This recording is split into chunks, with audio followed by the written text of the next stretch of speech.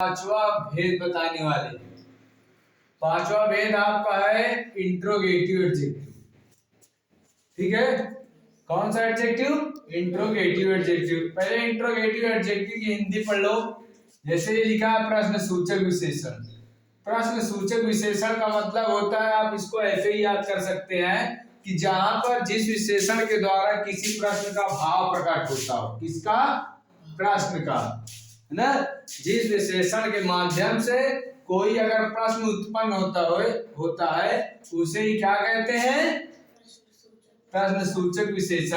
अब प्रश्न सूचक अगर आपको शब्दों के माध्यम से याद करना है तो इसको इस प्रकार लिखा, जैसे कि वह विशेषण जिसका प्रयोग प्रश्न पूछने में किया जाता है वो क्या, कौन सा विशेषण कहलाता है? आपका प्रश्न सूचक विशेषण। अब प्रश्न सूचक विशेषण की एग्जांपल कैसे समझेंगे? जैसे यहाँ पे देखो लिखा है कि what time is it.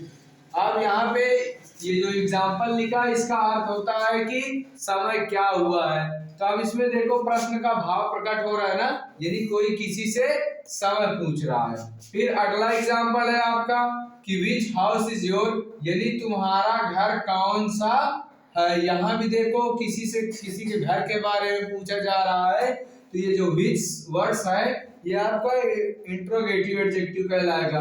Whose cycle is this, इसका भी मतलब है कि यहाँ भी ये जो साइकिल है वो किसकी है।